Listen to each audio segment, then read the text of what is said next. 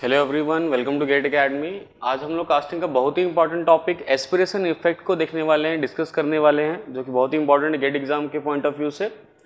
Basically aspiration जो होगा वो गेटिंग सिस्टम डिज़ाइन के अंडर में ही आता है। जैसे मैं लास्ट वाले वीडियोज़ में आपको गेटिंग सिस्टम डिज़ाइन के बारे में बताया था, टॉप गेट और बॉटम गेट के बारे में आपको मैं बताया था वहाँ पे। तो ये जो एस्पिरेशन इफेक्ट टॉपिक जो होगा वो उसी से रिलेटेड होगा।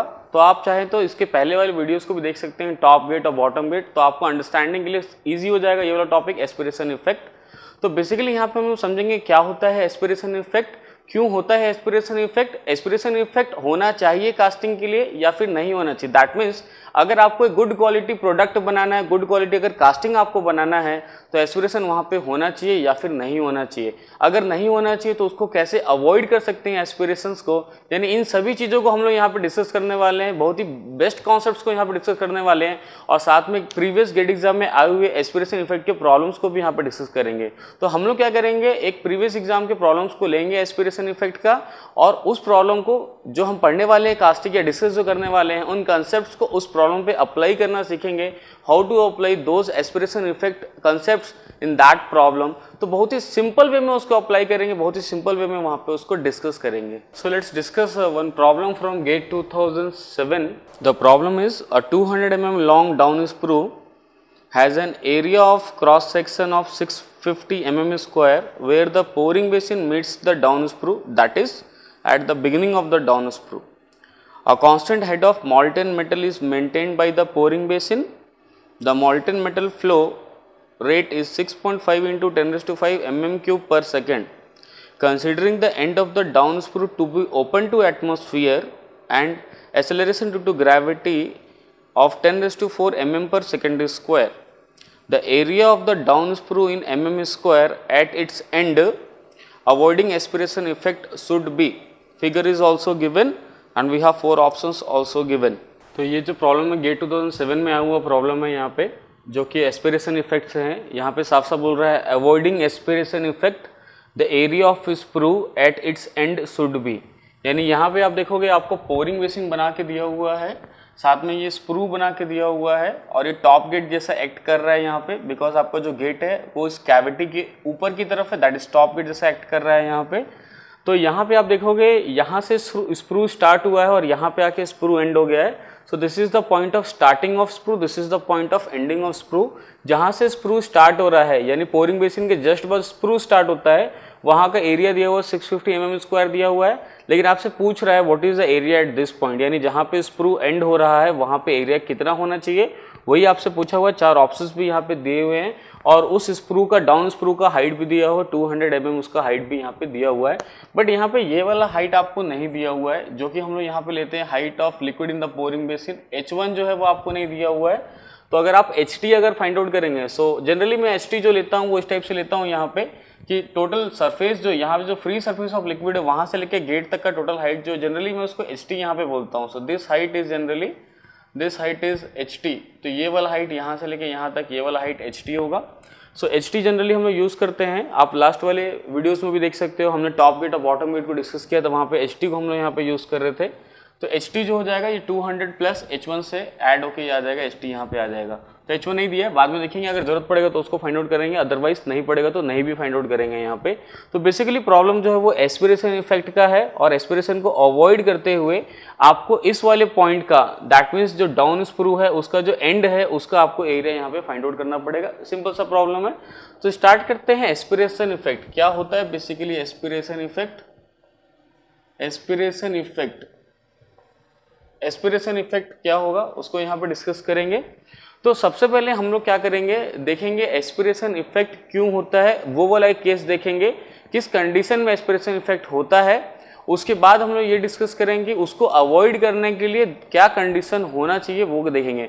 तो बेसिकली यहाँ पे मैं 2 केस देखने वाला हूँ 1 by 1। पहला ऐसा केस जहाँ पे एस्पिरेशन होगा और रीजन देखेंगे यहाँ क्यों हो रहा है, उस रीजन को अवॉइड करेंगे दूसरे केस में जिसको हम बोल सकते हैं जहाँ पे एस्पिरेशन नहीं होना चाहिए, वो वाला केस यहाँ पे देखेंगे। So let's start first one, जहाँ पे मैं ये शो करूंगा कि एस्पिरेशन हो रहा है और साथ में ये भी शो करूंगा एस्पिरेशन क्यों हो रहा है, ये भी यहाँ पे आपको शो करूंगा।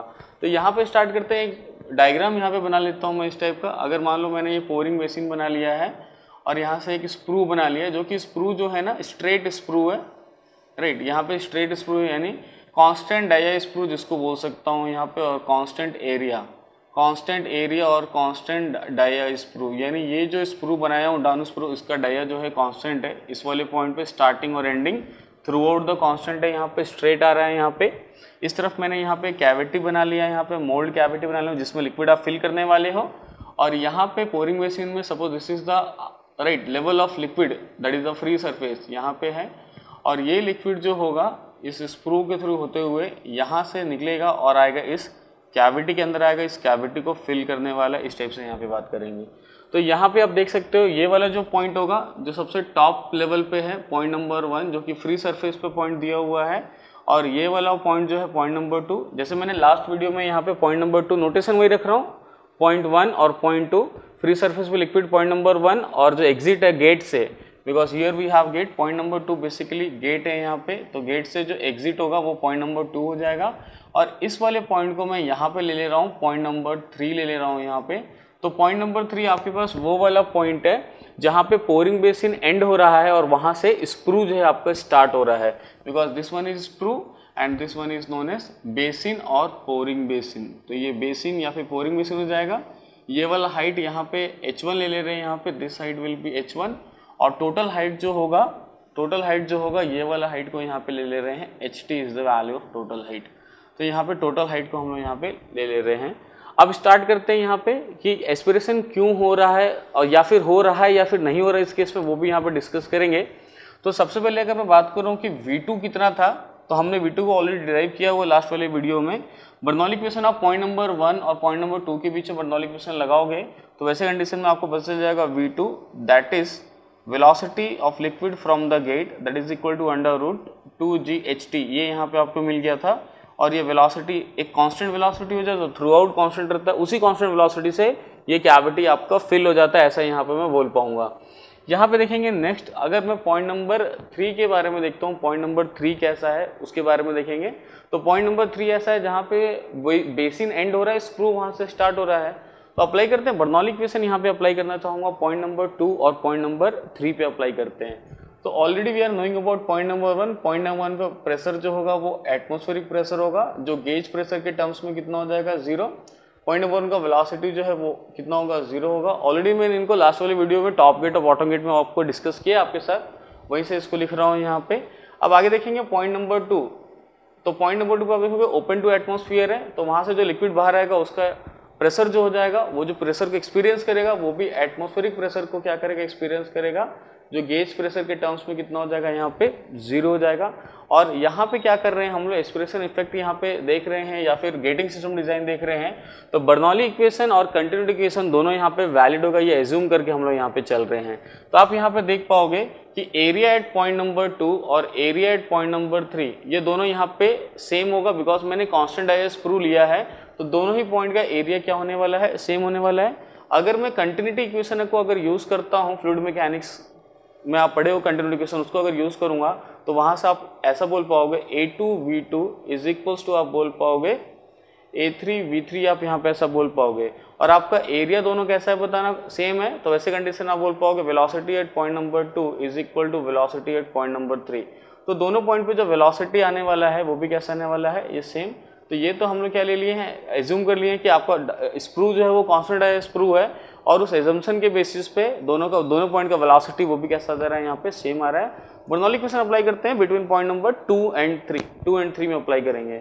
सो Bernoulli equation, apply Bernoulli equation between point number 2 and 3, दोनों पॉइंट के बीच में अप्लाई कर पाएंगे। कैसा होगा, P1 by gamma that is rho g, P1 by gamma plus V1 square by 2G plus Z1, sorry between 2 and 3, don't write 1, please write 2 here instead of 1।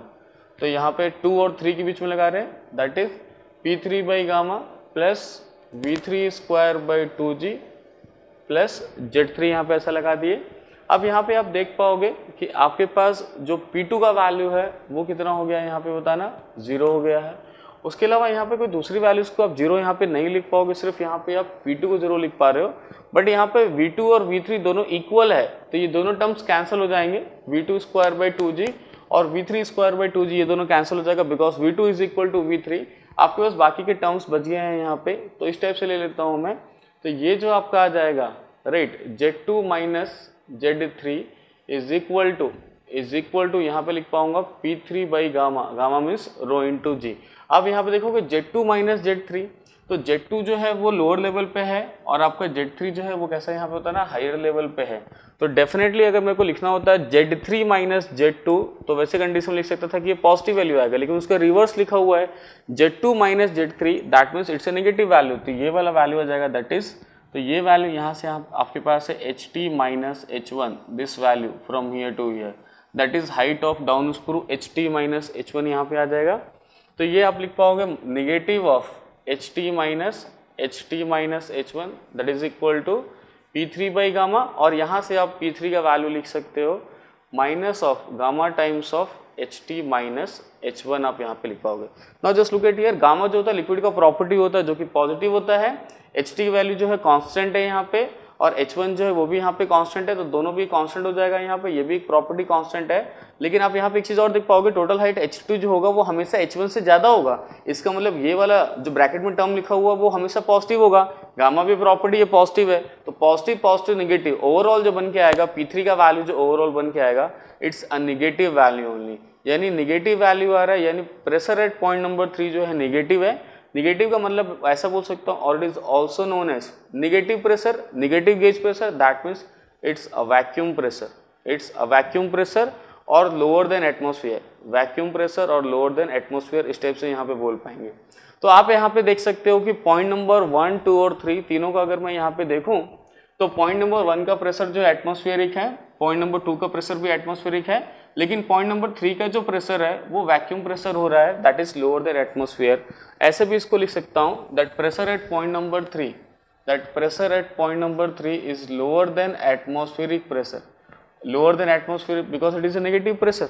Lower means and what is outside pressure, यहाँ पे आप थोड़ा सा देखना चाहोगे तो यहाँ पे आउटसाइड प्रेशर जो है यहाँ पे दैट इज एटमॉस्फेरिक प्रेशर, यहाँ पे जूम कर रहे हैं, स्क्रू के बाहर एटमॉस्फेरिक प्रेशर है, पॉइंट नंबर 3 पे जो है लोअर देन एटमॉस्फेरिक प्रेशर है। तो इस कंडीशन में क्या होगा, सिंस वी नो एयर जो फ्लो करेगा वो हाई प्रेशर से लो प्रेशर की तरफ फ्लो कर सकता है, तो बाहर का जो एटमॉस्फेरिक एयर है वो पॉइंट नंबर 3 पे क्या कर जाएगा पता है, यहाँ पे पॉइंट नंबर 3 पे एंटर कर जाएगा, यहाँ पे पॉइंट नंबर 3 पे। So atmospheric because you P atmospheric, तो बाहर का जो एयर होगा वो पॉइंट नंबर 3 पे एंटर कर जाएगा, बिकॉज बाहर आउटसाइड प्रेशर जो हाइयर है एटमॉस्फेरिक प्रेशर है, और पॉइंट नंबर 3 का यानी अंदर का जो लिक्विड का प्रेशर है वो एटमॉस्फेरिक प्रेशर से कम है, तो एयर जो होगा वो हाई प्रेशर से लो प्रेशर की तरफ क्या कर जाएगा, अंदर इंसर्ट कर जाएगा। बिकॉज ये जो स्प्रू बना हुआ है ये सैंड में स्प्रू बना हुआ होता है, तो सैंड के बीच में छोटे छोटे वॉइड्स बने हुए होते हैं, छेद बने हुए होते हैं, उनके थ्रू एयर जो होगा, बाहर का एयर का जो प्रेशर है एटमॉस्फेरिक है जो ज़्यादा है as compare to point number 3, air चला जाएगा कहाँ पे, अंदर चला जाएगा, और अंदर जाने के बाद ये जो लिक्विड मेटल है आपका उसके साथ वो मिक्स हो जाएगा, और मिक्स होने के बाद वो चला जाएगा कहाँ पे, कैविटी के अंदर चला जाएगा। और अगर एयर जो है मिक्स हो गया मोल्टन मेटल के साथ, लिक्विड मेटल के साथ मिक्स होकर अगर कैविटी के अंदर जाता है तो वहाँ पे जाके सेट हो जाएगा, जो कि आगे चल के एक डिफेक्ट देगा कास्टिंग में, that is known as gas defect, यानी वहाँ पे गैस जो हो जाएगा एंट्रैप हो जाएगा, फंस जाएगा वहाँ पे, और वहाँ पे क्या आ जाएगा, गैस डिफेक्ट आ जाएगा, यहाँ पे ऐसा बोल पाऊंगा कैविटी को, जो कि सही नहीं है कास्टिंग के लिए। कास्टिंग का क्वालिटी क्या हो जाएगा, वहाँ पे खराब हो जाएगा। और ये जो एयर अंदर जा रहा है पॉइंट नंबर 3 पे, इस प्रोसेस को ही बोला जाता है, इस फेनोमेना को ही बोला जाता है एस्पिरेशन बोला जाता है, या इसको एस्पिरेशन इफेक्ट बोला जाता है। तो यहाँ पे उस चीज को देख पाएंगे, right, since right, so we can write P3 is less than P atmosphere, so air will get inside at point number 3, air will get inside at point 3, right, known as aspiration, known as aspiration or aspiration effect, and or this effect is known as aspiration effect, aspiration effect, इस वाले effect को बोला जाता है aspiration effect. तो aspiration effect का सीधा सा मतलब होता है कि आउटसाइड एयर जो है वो स्प्रू के अंदर चला जा रहा है, लिक्विड मेटल के साथ मिक्स हो जा रहा है, जो कि आगे जाके एक डिफेक्ट देने वाला है कास्टिंग में। So this is known as aspiration effect. So obviously we don't want aspiration effect, मुझे वहाँ पे नहीं चाहिए, बिकॉज कास्टिंग में आगे चल के कास्टिंग कैसा हो जाएगा, डिफेक्टिव हो जाएगा, कास्टिंग में डिफेक्ट आ जाएगा, इसलिए एस्पिरेशन इफेक्ट जो है वो नहीं होना चाहिए। इस इफेक्ट को आपको क्या करना चाहिए, अवॉइड करना चाहिए। कोई भी आउटसाइड एयर स्प्रू में नहीं आना चाहिए, मॉल्टन मेटल के साथ मिक्स नहीं होना चाहिए, ऐसा यहाँ पे बोल पाऊंगा, right. So to avoid aspiration effect, अब यहाँ पे बात करेंगे अवॉइड करना है, so please write we should avoid aspiration effect, we should avoid aspiration effect, aspiration effect. So we will try to avoid this effect, that is aspiration effect. इसको मुझे avoid करना चाहिए, नहीं होने देना चाहिए। उसके लिए कैसे करेंगे? So how to avoid? So to avoid aspiration, to avoid aspiration effect, और to avoid aspiration what we can do, यहाँ पे क्या कर पाएंगे देखते हैं। एस्पिरेशन को अगर आपको अवॉइड करना है तो वैसे केस में आप क्या कर पाओगे, जैसे कुछ स्टूडेंट माइंड में परसेप्शन होता है कि टेपर स्क्रू पहले से लगा दे रहे हैं या फिर कुछ और कर दे रहे हैं, तो यहाँ पे इतना नहीं सोचेंगे हम लोग यहाँ पे क्या है ना, सिंपल वे में सोचेंगे। ऐसा मैं सोच पाऊंगा एस्पिरेशन किस कारण से हो रहा है, उस कारण को सिर्फ अवॉइड कर देना है, बस उससे ज़रा नहीं सोचना है यहाँ पे। तो आप यहाँ पे देख पाओगे एस्पिरेशन होने का सिर्फ एक ही कारण है कि पॉइंट नंबर 3 जो लिक्विड है पॉइंट नंबर 3 पे, उसका प्रेशर जो है बाहर के प्रेशर से यानी एटमॉस्फेरिक प्रेशर से कम है, उस कारण से एयर एंटर कर जा रहा है। तो मैं एक काम करता हूँ, इंश्योर कर लेता हूँ, अगर मान लो मैं ऐसा डिजाइन करता हूँ गेटिंग सिस्टम को ताकि पॉइंट नंबर 3 का जो प्रेशर होना चाहिए वो बाहर के प्रेशर से कम नहीं होना चाहिए, या तो बाहर के प्रेशर के बराबर होना चाहिए या उससे ज्यादा होना चाहिए। तो ऐसे केस में बाहर वाला एयर कभी भी अंदर नहीं जा पाएगा, ऐसा बोल पाऊंगा। तो सिंपल बोल पाऊंगा इस टाइप से, to avoid aspiration, right, we must ensure और we should ensure right pressure everywhere in gating system, pressure everywhere in gating system, pressure everywhere in gating system, in gating system should be greater than or equal to the atmospheric pressure। यानी मैं ऐसा बोल पाऊंगा पूरे के पूरे getting system में कहीं पे भी जो प्रेशर होना चाहिए वो एटमॉस्फेरिक प्रेशर से ज़्यादा होना चाहिए या कम से कम उसके बराबर होना चाहिए, ताकि बाहर जो आउटसाइड एयर है जिसका प्रेशर एटमॉस्फेरिक प्रेशर है वो अंदर नहीं आना चाहिए, ऐसा यहाँ पे बोल पाऊंगा। तो आप एक चीज़ देख पाओगे, पॉइंट नंबर 2 का प्रेशर तो ऑलरेडी एटमॉस्फेरिक है तो यहाँ पे एयर एंटर नहीं कर सकता है, पॉइंट नंबर 1 पे ऑलरेडी एटमॉस्फेरिक है यहाँ एंटर, लेकिन सिर्फ पॉइंट नंबर 3 ऐसा है जो पूरे सिस्टम में एक मिनिमम प्रेशर है और उस प्रेशर को आपको क्या करना पड़ेगा, एटमॉस्फेरिक एयर कम से कम आपको लेना पड़ेगा। मिनिमम कंडीशन आपको होना चाहिए कि वहाँ का प्रेशर कम से कम एटमॉस्फेरिक होना चाहिए या उससे ज़्यादा होना चाहिए। इसका मतलब मैं ऐसा बोल पाऊंगा आपको जो मिनिमम प्रेशर है पूरे सिस्टम में, जो मिनिमम प्रेशर है वो पॉइंट नंबर 3 पे है, that is P3 is the minimum pressure through out the system, उस पूरे सिस्टम में है। और ये प्रेशर जो होना चाहिए P3 जो होना चाहिए, सो प्रेशर पॉइंट 3 पे जो होगा ग्रेटर देन इक्वल टू कितना हो जाना चाहिए, एटमॉस्फेरिक प्रेशर होना चाहिए। And this is the condition to avoid aspiration, to avoid aspiration. अगर आपको एस्पिरेशन को अवॉइड करना है तो ये वाला कंडीशन आपको एज्यूम करना पड़ेगा। तो मैं यहाँ पे बोल दिया प्रेशर पॉइंट नंबर 3 पे greater than equal to atmospheric होना चाहिए, लेकिन ग्रेटर देन कितना होना चाहिए वो तो नहीं बता सकते हैं, लेकिन कम से कम एटलीस्ट वाला कंडीशन तो ले सकते हैं कि प्रेशर जो होगा पॉइंट नंबर 3 पे एटलीस्ट इक्वल टू होना चाहिए एटमॉस्फेरिक प्रेशर, जो कि गेज के टर्म्स में कितना हो जाता है, 0 हो जाता है, ऐसा मैं यहाँ पे बोल पाऊंगा। And this is the condition to avoid aspiration. तो एस्पिरेशन को अवॉइड करने का ये वाला कंडीशन भी यहाँ पे हो जाएगा। तो यहीं से स्टार्ट करेंगे। तो मैं आपसे स्टार्टिंग में बात किया था कि मैं यहाँ पे 2 केस लेने वाला हूँ। पहला केस में ले रहा था एक ऐसा कंडीशन लिया जहाँ पे एस्पिरेशन हो रहा था, दूसरा केस में यहाँ पे आपके साथ लेने वाला हूँ जहाँ पे एस्पिरेशन को मुझे अवॉइड करना है, एस्पिरेशन वहाँ पे नहीं होना चाहिए, इस टाइप से देखेंगे। तो मान लो मैं यहाँ पे क्या कर लेता हूँ, एस्पिरेशन अवॉइड करने के लिए एक दूसरा फिगर यहाँ बना रहा हूँ। ये मेरा पोरिंग बेसिन डाउन स्क्रू बनाने वाला हूँ। तो यहाँ पे डाउन स्क्रू, लेकिन मेरे को जो होगा डाउन स्क्रू का अब क्या होगा, जैसे पहले वाले केस में क्या होगा, मैंने डाउन स्क्रू को कांस्टेंट डाया का स्क्रू लिया था तो इस कारण से एस्पिरेशन हो रहा था। लेकिन अभी क्या करूंगा, वहाँ पे डिटरमाइन नहीं कर पा रहा हूँ पहले से कि कैसा होना चाहिए, बाद में डिराइव करने के बाद डिसाइड करेंगे कि स्क्रू का शेप कैसा होना चाहिए, बाद में डिसाइड करेंगे। फिलहाल ये आपके पास मान लो पॉइंट नंबर 1 है, यहाँ पे ये यहाँ पे आपके पास पॉइंट नंबर 1 है फ्री सरफेस पे, ये वाला पॉइंट नंबर 3 है, और पॉइंट नंबर 2 जो होगा यानी उसका एंड जो हो जाएगा वो पॉइंट नंबर 2 हो जाएगा, पॉइंट नंबर 2।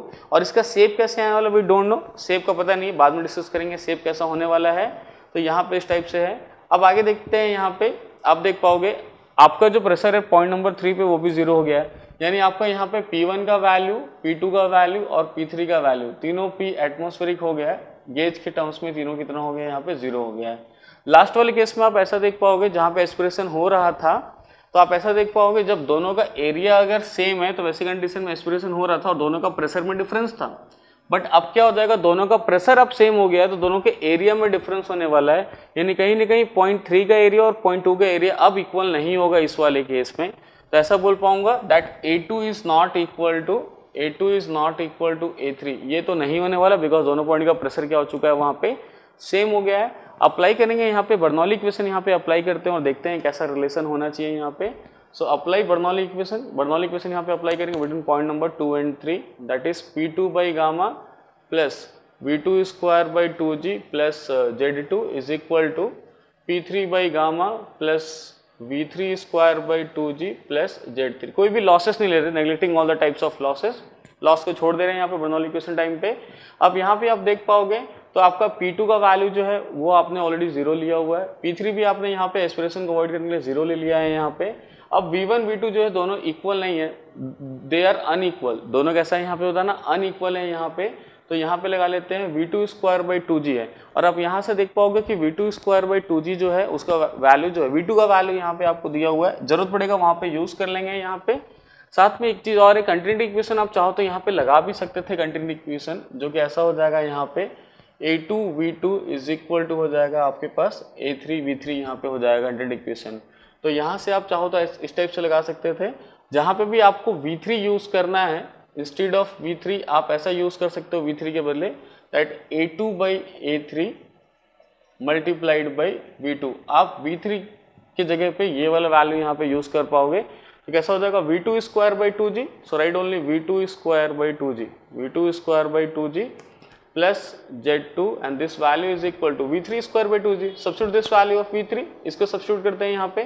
तो ये हो जाएगा आपके पास A2 by A3 square multiplied by V2 square divided by 2G यहाँ पे आ जा रहा है आपके पास, और साथ में आ रहा है प्लस Z3 आ जा रहा है। तो यहाँ से देख लेते हैं ये डेटा कैसे हो पाएगा, इस वाले टर्म को इस तरफ शिफ्ट कर लेते हैं, इस वाले टर्म को इधर शिफ्ट कर लेंगे। तो दोनों में से V2 square by 2G common आएगा दोनों टर्म में से, तो बच जाएगा 1 minus of that is equal to only HT, जहाँ पे सिर्फ HT लिखा हुआ है, 1 minus of A2 by A3 square, यहाँ पे ऐसा लिख दिए, और ये हो गया आपके पास HT माइनस H1 यहाँ पे दे दिए। इन दोनों से काम करते हैं, HT कॉमन ले लेते हैं, तो किस टाइप से हो जाएगा ये HT अगर यहाँ पे कॉमन ले लिए हैं 1 माइनस H1 बाई HT हो जाएगा इस टाइप से, so that HT can cancel, उसके बाकी जो बच गया 1 और 1 भी कैंसिल हो जाएगा। सो वी लेफ्ट विथ यहाँ पे मेरे पास जो बच जाएगा वो इस टाइप से बच जाएगा आपके पास A2 बाई A3 का स्क्वायर, A2 बाई A3 का whole square, and this value is equal to only H1 by HT, ऐसा बच जाएगा आपके पास। A2 बाई A3 जो होगा रूट H1 बाई HT यहाँ पे आ जाएगा। ये यहाँ पे एक डेरिवेशन है जिसको आप याद रखोगे एग्जाम के प्रॉब्लम सॉल्व करने के लिए। आप यहाँ पे देख सकते हैं सिंस ये H1 HT दोनों में से कौन सा ग्रेटर होता है, जनरली मैंने आपसे पहले भी डिस्कस किया है, जनरली आप ऐसा देख पाओगे कि H1 जो होगा वो स्मॉलर होगा और HT आपका बिगर होगा। तो HT ज़्यादा है, H1 आपका कम होगा, तो उसके बेसिस पे आप यहाँ देखना चाहोगे रेशियो में, तो आपका कौन सा एरिया ज़्यादा होना चाहिए, कौन सा एरिया कम होना चाहिए। HT कम है, HT ज़्यादा, H1 कम है, A3 ज़्यादा होना चाहिए, A2 कम होना चाहिए, that means A3 should be greater than A2। A3 जो होना चाहिए वो ज़्यादा होना चाहिए एज कम्पेयर टू A2। और इस इक्वेशन का नेचर देखते हैं, आप देखोगे यहाँ पे डिग्री 2 है, यहाँ पे here we have degree 2, parabolic हो जाएगा। तो इस इक्वेशन का नेचर जो हो जाएगा वो ऐसा हो जाएगा, राइट, पैराबोलिक नेचर हो गया, ये हो गया इसका नेचर, पैराबोलिक नेचर यहाँ पे हो जा रहा है। तो यहाँ पे आप एक चीज़ देख पाओगे कि पैराबोलिक नेचर है और A3 greater as compare to A2। तो पहले मैं डिसाइड करने वाला था कि इस प्रूफ बनाना कैसे है, तो इतना मुझे पता गया कि A3 ग्रेटर है तो A2 उससे थोड़ा सा स्मॉलर हो जाएगा, इस टाइप से हो जाएगा, और इसका पैराबोलिक होना चाहिए, यानी इसको ना इस टाइप से होना चाहिए, पैराबोलिक नेचर का यहाँ पे ऐसा कर्व बनना चाहिए, पैराबोलिक नेचर का यहाँ पे इस टाइप से ऐसा बनना चाहिए, राइट, ऐसा स्प्रू बनना चाहिए। लेकिन ये स्प्रू हम लोगों को बनाना कहाँ पे है, तो ये स्प्रू जो हम लोगों को बनाना है वो सैंड के अंदर बनाना है, और सैंड के अंदर पैराबोला बना पाना बहुत ही डिफिकल्ट हो जाएगा। तो वैसे केस में हम लोग क्या कर पाएंगे, सीधा सीधा टेपर स्प्रू बना लेंगे, बिकॉज मेरा एम तो फुलफिल हो रहा है, कम से कम एम जो है वो एरिया एट पॉइंट नंबर 3 जो होना चाहिए वो ज़्यादा होना चाहिए, ठीक है, वो तो ज़्यादा ही ऑलरेडी यहाँ पे बड़ा एरिया बना दिया पॉइंट नंबर 3 पे, और एरिया एट पॉइंट नंबर 2 का एरिया कैसा हो जाना चाहिए, छोटा हो जाना चाहिए। लेकिन टेपर स्क्रू सैंड के अंदर नहीं बना पाएंगे, तो वैसे केस पैराबोलिक नहीं बना पाएंगे, तो वैसे केस में क्या करेंगे, उसके बदले हम लोग टेपर स्क्रू बना लेंगे। तो यहाँ पे हम लोग टेपर स्क्रू ऐसे बना लेते हैं, दैट्स वाई अगर आपको एस्पिरेशन को अवॉइड करना है तो आपको टेपर स्प्रू यूज़ करना है। लेकिन टेपर जो एक्चुअल कंडीशन है वो प्रैक्टिकल में हम लोग बनाते हैं, एक्चुअल कंडीशन कैसा होना चाहिए बताना, पैराबोलिक होना चाहिए, लेकिन हम लोग बना लेते हैं उसको टेपर स्प्रू बना लिए। तो टेपर स्प्रू जो है वो एक्चुअल कंडीशन जो है नहीं है, एक्चुअल कंडीशन में उसको होना चाहिए था पैराबोलिक, लेकिन डिफिकल्टी होने के कारण हम लोग पैराबोलिक नहीं बना के उसके बदले क्या बनाते हैं, टेपर स्प्रू बनाते हैं, और ऐसे कंडीशन में एस्पिरेशन अवॉइड हो जाता है, एस्पिरेशन नहीं होता है। तो इन शॉर्ट अगर मैं ऐसा बोल पाऊँ तो अगर आप मान लो एक ऐसा स्प्रू लेते हो जिसका एरिया थ्रू आउट कॉन्स्टेंट है तो वो स्प्रू क्या कर पाएगा, आपको एस्पिरेशन इफेक्ट दे देगा। लेकिन अगर आप एक ऐसा स्प्रू लेते हो जिसका ऊपर वाला पोर्शन का जो एरिया है वो ग्रेटर है और नीचे वाले पोर्शन का एरिया अगर लेसर है तो वैसे कंडीशन में यहाँ पे मैं बोल पाऊंगा कि यहाँ पे एस्पिरेशन नहीं होता है। इस टाइप से मैं यहाँ पे बोल पाऊंगा। साथ में आपको ये रिलेशन याद रखना पड़ेगा, ये जो मैं डिराइव करके लाया हूँ इस रिलेशन को आपको ध्यान में रखना है यहाँ पे। तो यहाँ पे हम लोग क्या कर लिए, देख लिए कि क्या होता है एस्पिरेशन इफेक्ट, कैसे होता है एस्पिरेशन इफेक्ट, एस्पिरेशन इफेक्ट को अवॉइड करने के लिए आपको क्या करना चाहिए, इन सभी चीज़ों को हम लोग वन बाय वन बहुत ही सिंपल वे में यहाँ पे डिस्कस कर लिए हैं। लेकिन एक चीज़ और, बहुत सारे स्टूडेंट ऐसा भी सोचते हैं कि डेरिवेशन बहुत इंटरेस्टेड नहीं है, सीधा एंड फॉर्मूला याद रख लो। लेकिन ठीक है, गेट एग्जाम में डेरिवेशन नहीं आता, इट्स ओके, नो प्रॉब्लम। लेकिन ये एक ऐसा टॉपिक है यहाँ पे, कास्टिंग का एक ऐसा टॉपिक है गेटिंग सिस्टम डिजाइन, कई बार क्या होता है कुछ डिफिकल्ट क्वेश्चन भी आ जाते हैं जहाँ पे आप डायरेक्ट फॉर्मूला अगर लगाने जाओगे तो आपको बहुत ज़्यादा डिफिकल्टी होगा, आप लगा भी नहीं पाओगे, हो सकता है प्रॉब्लम सॉल्व भी नहीं कर पाओगे, आपके लिए इतना डिफिकल्ट हो जाएगा। दैट्स वाई वहाँ पे जो बेसिक फंडामेंटल होता है, जो कंसेप्ट होते हैं, और कंसेप्ट एक ही चीज़ तो है सिर्फ यहाँ पे, बर्नौली इक्वेशन लगाना है फ्लूइड मैकेनिक्स को, उसके अलावा कुछ भी नहीं लगाना है। तो मैं ये चाहूँगा आपसे या रिक्वेस्ट करूँगा कि आप जब पढ़ रहे हो इस टॉपिक को तो वैसी कंडीशन में मैं जो यहाँ पे डिराइव कर रहा हूँ, जो कंसेप्ट आपको बता रहा हूँ, आप इसी वे में जाएं और डेरिवेशंस को याद रखने की कोशिश भी करें। याद रखने इन सेंस आपको अप्लाई भी करना है। और साथ में ये जो मैं क्वेश्चन ले रहा हूँ गेट 2007 का, यहाँ पे भी मैं आपको शो करूँगा, बताऊँगा यहाँ पे कि कैसे इस प्रॉब्लम को सॉल्व कर सकते हैं। क्या ये डायरेक्ट फार्मूला से बन जाएगा ये प्रॉब्लम, या फिर मुझे बर्नौली इक्वेशन लगाना पड़ेगा, दोनों यहाँ पे देखेंगे किस टाइप से कर पाएंगे हम लोग। डायरेक्ट फार्मूला और बर्नौली इक्वेशन दोनों में से कौन सा अच्छा होगा, जल्दी में किससे बना पाऊंगा, मेरे लिए कन्वीनियंट कौन सा होगा, ईजी मुझे क्या पढ़ने वाला है, ये सभी इस प्रॉब्लम को बनाने के टाइम पे, यानी मैं जितना भी अभी एस्पिरेशन इफेक्ट में पढ़ा हूँ, यहाँ पे जितना भी डिस्कस किया हूँ आपके साथ, इन सभी चीज़ को यहाँ पे क्या करने वाला हूँ, इस वाले प्रॉब्लम में 2007 वाले प्रॉब्लम में करने वाला हूँ, अप्लाई करने वाला हूँ। तो देखते हैं कैसे सॉल्व करेंगे इस वाले प्रॉब्लम को, 2007 वाले प्रॉब्लम को। ओके, तो देखते हैं इस वाले प्रॉब्लम को कैसे सॉल्व कर पाएंगे एस्पिरेशन इफेक्ट को। तो साफ साफ मैंने डिस्कस किया, अगर आपको एस्पिरेशन इफेक्ट अगर अवॉइड करना है तो उसके लिए एक ही की पॉइंट है, कहाँ से आपको स्टार्ट करना चाहिए। तो ये जो पॉइंट नंबर 3 मैंने डिस्कस किया था थोड़ी देर पहले, अभी ये पॉइंट नंबर 3, ये फ्री सरफेस पे पॉइंट नंबर 1 और ये एंड पे ये पॉइंट नंबर 2 है। तो हमने ऑलरेडी डिस्कस किया था पॉइंट नंबर 1 और पॉइंट नंबर 2 पे तो एस्पिरेशन होता नहीं है, होता है तो सिर्फ पॉइंट नंबर 3 पे होता है। उसका रीज़न सिर्फ है कि यहाँ का प्रेशर एटमॉस्फेयर से कम हो जाता है, इसीलिए होता है सिर्फ। तो अगर आपको एस्पिरेशन को अवॉइड करना है तो सीधी सी बात है, पॉइंट नंबर 3 पे फोकस करना है कि वहाँ का प्रेशर मिनिमम एटमॉस्फेयर होना चाहिए या उससे ज़्यादा होना चाहिए। तो वहीं से स्टार्ट कर देता हूँ। To avoid aspiration, pressure at point number 3 should be at least equal to P atmospheric pressure, जो कि गेज के टर्म्स में कितना हो जाएगा, 0 प्रेशर यहाँ पे हो जाएगा। और already we are knowing point number 1 और पॉइंट नंबर 2 जो है उन दोनों का प्रेशर ऑलरेडी एटमॉस्फेरिक प्रेशर है, जो कि गेज के टर्म्स में कितना है, 0 है। यहाँ पे देख लेते हैं। यहाँ से आपको देखो फ्लो रेट दिया हुआ है, मेटल का फ्लो रेट दिया हुआ है। तो मेटल अगर फ्लो कर रहा है तो फ्लो रेट डिस्चार्ज जो होता है दैट इज फ्लो रेट, वैसा हो पाएगा, right. A2V2 and equals to A3V3, ऐसा भी यहाँ पे आप लिख पाओगे यहाँ पे, राइट। ये फ्लो रेट यहाँ पे दिया हुआ है। तो इस वाले प्रॉब्लम को बेसिकली हम लोग क्या करेंगे, दोनों तरीके से सॉल्व करेंगे। सबसे पहले मैं आपको जो बेसिक फंडामेंटल्स जो बताया हूँ, जो कंसेप्ट्स बताया हूँ, उसके बेसिस पे सॉल्व करके दिखाऊंगा, यानी आप बर्नौली इक्वेशन को लगा के कैसे आप सॉल्व कर पाओगे। दूसरा, आप डायरेक्ट फार्मूला बेसिस पे भी कैसे सॉल्व कर पाओगे, वो भी यहाँ पे देखते हैं। तो सबसे पहले भी देखूंगा बर्नौली इक्वेशन लगा के बाद सॉल्व करूंगा, वैसा देखता हूँ, उसके बाद फॉर्मूले पे लगाऊंगा, उस टाइप वाले सॉल्यूशन को भी देखूंगा यहाँ पे। तो यहाँ पे आप देख पाओगे फ्लो रेट आपको दिया है और यहाँ पे आपको पॉइंट नंबर 3 पे एरिया दिया है, एरिया एट पॉइंट नंबर 3 यहाँ पे ये भी दिया है, और आपको एरिया एट पॉइंट नंबर 2 जो है वो आपको फाइंड आउट करना है। This is the problem in terms of mm², ये आपको यहाँ पे फाइंड आउट करना पड़ेगा। तो पहले लगा लेते हैं डिस्चार्ज जो आपको दिया है दैट इज 6.5 इंटू 10⁵ दिया हुआ है, इन टर्म्स ऑफ mm³ दिया है, और एरिया एट पॉइंट नंबर 3 आपको दिया हुआ है 650 mm², और वेलोसिटी एट पॉइंट नंबर 3। आप इसको सॉल्व कर लोगे तो यहाँ से आपको वेलोसिटी एट पॉइंट नंबर 3 जो है वो मिल जाएगा 1000 mm/s मिल जाएगा, 1000 mm/s आपको यहाँ पे मिल गया वेलोसिटी एट पॉइंट नंबर 3। जैसे ही आपके पास वेलोसिटी एट पॉइंट नंबर 3 आ जाता है तो यहाँ पे आप क्या करोगे, बर्नौली इक्वेशन अप्लाई कर पाओगे। सो अप्लाई कर रहा हूँ मैं यहाँ पे Bernoulli equation, Bernoulli between point number 2 and 3, point number 2 and 3 के बीच में बर्नौली अप्लाई करूँगा तो इस टाइप से अप्लाई कर पाऊंगा। Bernoulli P3 by gamma plus V3 square by 2G plus Z3 is equal to P2 by gamma plus V2 square by 2G plus Z2 यहाँ पे लिख पाऊंगा। अब देखते हैं कौन कौन सा टर्म्स यहाँ पे जीरो हो जाएगा। P3 यहाँ पे जीरो हो जाएगा, ये वाला टर्म जीरो हो जाएगा, P2 यहाँ पे जीरो है इस कारण से।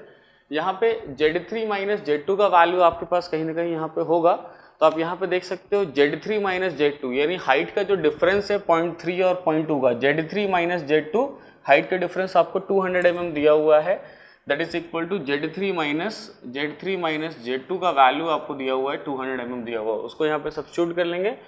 तो यहाँ पे जो वैल्यूज गिवन है, V3 का वैल्यूज भी गिवन है, उसको भी सब्स्टिट्यूट कर लेते हैं। तो V3 का वैल्यू गिवन है मेरे पास यहाँ पे दैट इज 1000, तो 1000 स्क्वायर डिवाइडेड बाई 2 इंटू जी, और जी का वैल्यू दिया है 10⁻⁴ दिया हुआ है, प्लस यहाँ पे Z3 का वैल्यू है तो Z3 माइनस Z2 वो वाला वैल्यू भी आपको दिया हुआ है 200 mm, तो यहाँ पे उसको लिख लेते हैं 200 and that will be equal to V2 square by 2G, only V2 square divided by 2 into g that is 10⁻⁴, यहाँ पे सब्स्टिट्यूट कर दिया इस टाइप से। यहाँ पे देखना चाहेंगे कि यहाँ पे एक ही अननोन है V2 है, उस V2 को यहाँ से फाइंड आउट कर लेते हैं कितना आ रहा है V2 in terms of mm पर सेकेंड। तो ये V2 जो आ जाएगा इन टर्म्स ऑफ mm पर सेकेंड सॉल्व होके ये आपके पास 2236 आने वाला वैल्यू है, 2236.0 समथिंग लिविंग। सो 2236 ये आ जाएगा आपके पास V2 का वैल्यू आ जाएगा, और फाइनली आपको A2 निकालना है। तो since I know that what is discharge, that is Q is equal to A2 V2, ऐसा आप यहाँ पे लिख पाओगे। तो डिस्चार्ज का वैल्यू जो है वो आपको नोन है, यहाँ पे डिस्चार्ज का वैल्यू आपके पास है 6.5 इंटू 10⁵ mm³ पर सेकेंड में आपको दिया हुआ है, and A2 we don't know what is A2, यही आपको फाइंड आउट करना है। और यहाँ पे आपको V2 दिया है 2236 दिया हुआ है, 2236 यहाँ पे दिया हुआ है, तो इसको डिवाइड कर लेते हैं यहाँ से, और यहाँ से आपके पास जो A2 का वैल्यू जो आ जाएगा वो आ जाएगा 290.7 mm², 290.7 mm²।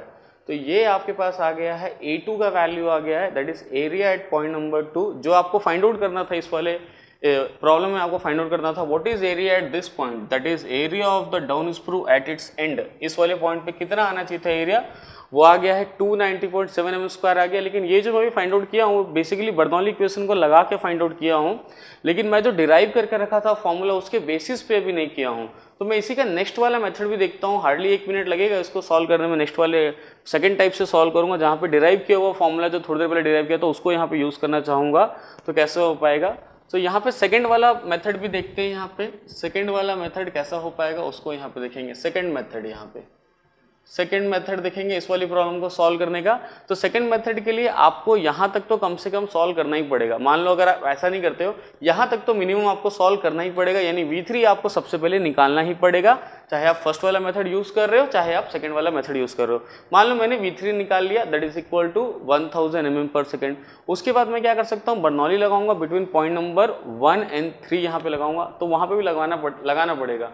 तो इस टाइप से कर पाएंगे यहाँ पे Bernoulli between point number 1 and 3, 1 और 3 के बीच में बर्नौली लगाऊंगा, तो that will be equal to P1 by gamma plus V1 square by 2G plus Z1 is equal to P3 by gamma plus V3 square by 2G plus Z3 हो जाएगा। यहाँ पे आपको पता है कि आपका P1 का वैल्यू जो होता है वो 0 होता है, V1 का वैल्यू 0 होता है, P3 को ऑलरेडी यहाँ पे नो एक्सप्रेशन के लिए P3 को हमने कितना ले लिया, ऑलरेडी 0 ले लिया है यहाँ पे ऑलरेडी। अब यहाँ पे देखते हैं what is Z1 minus Z3, ये जो हाइट का जो लेवल डिफरेंस है यहाँ पे आप देख पा रहे हो, Z1 माइनस Z3 दोनों के बीच का जो डिफरेंस है that is known as H1। तो यहाँ पे H1 दिया है, तो उस टाइप से लिख पाएंगे Z1 minus Z3 is equal to Z1 minus Z3 is equal to only V3 square divided by 2G है। वैल्यूज पुट कर देते हैं, what is Z1 minus Z3, तो ये वैल्यू आ जाएगा आपके पास H1 and this H1 is equal to, तो ये H1 का वैल्यू आ जाएगा V3 स्क्वायर, V3 आपको नोन है ऑलरेडी 1000, तो ये आ जाएगा 1000 square divided by 2 into g that is 10⁻⁴।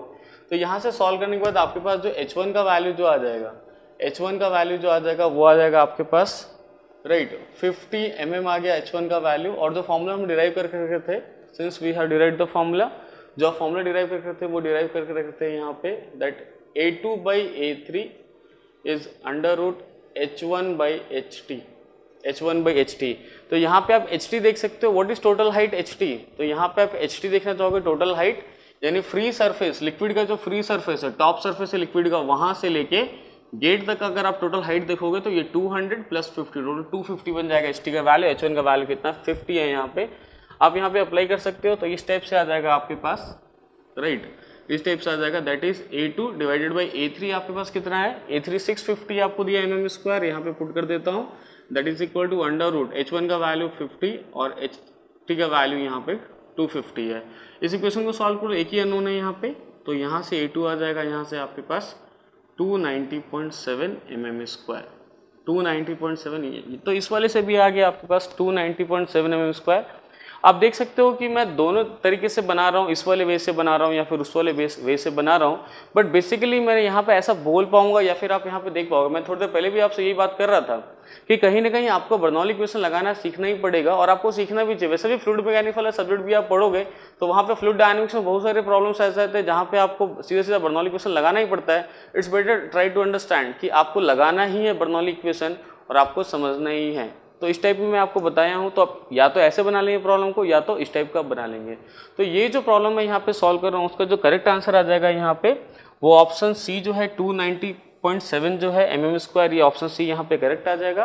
तो आज की क्लास में हम लोग क्या किए, यहाँ पे एस्पिरेशन इफेक्ट देखे, जो कि कास्टिंग का बहुत ही इंपॉर्टेंट टॉपिक था, उसको एकदम बेस्ट वे में डिस्कस करने की कोशिश की। क्या होता है एस्पिरेशन, कैसा होता है एस्पिरेशन इफेक्ट, क्यों अवॉइड करना चाहिए, कैसे अवॉइड करना चाहिए, सारे कंडीशंस को देख लिए। साथ में इस जो भी कंसेप्ट हम डिस्कस किए हैं वो पूरा का पूरा कंसेप्ट इस प्रॉब्लम के ऊपर अप्लाई करके भी देख चुके हैं कि प्रॉब्लम कैसे सॉल्व करना चाहिए। तो अगर मान लो फ्यूचर गेट एग्जाम में अगर मान लो आता है, या फिर आप देने वाले हो भी नेक्स्ट गेट एग्जाम, उसमें अगर इस टाइप का कोई भी प्रॉब्लम आएगा अवॉइडिंग एस्पिरेशन इफेक्ट, तो बहुत ही सिंपली बन जाएगा आपसे, बहुत ही सिंपल वे में, बेस्ट वे में आपसे बन जाएगा। बट ध्यान आपको देने का एक ही चीज है, आप प्रॉब्लम को कहाँ से स्टार्ट करोगे, what should be the approach of the problem, कैसे आपको स्टार्ट कहाँ से करना है। और एस्पिरेशन वाले प्रॉब्लम को जनरली आपको ना यहीं से स्टार्ट करना चाहिए कि इस वाले पॉइंट नंबर 3 जो है, इस पॉइंट का प्रेशर जो है, इस वाले पॉइंट पे एस्पिरेशन जनरली ऐसा होता है। तो आप ऐसा आपको बोलना चाहिए कि इस वाले पॉइंट का प्रेशर जो है 0 लेंगे, यहीं से इस वाले प्रॉब्लम को स्टार्ट करना चाहिए। और उसके बाद बर्नौली दोनों पॉइंट के बीच में आप लगाओगे तो प्रॉब्लम आपका क्या हो जाएगा, इजीली यहाँ पे इस टाइप से सॉल्व हो पाएगा यहाँ पे। ओके, सो नेक्स्ट वीडियो में हम लोग मिलेंगे, राइट, कुछ दूसरे वीडियोस के साथ, राइट, कुछ दूसरे प्रॉब्लम्स के साथ, या फिर देखेंगे may be with some different topics also. Okay, thank you.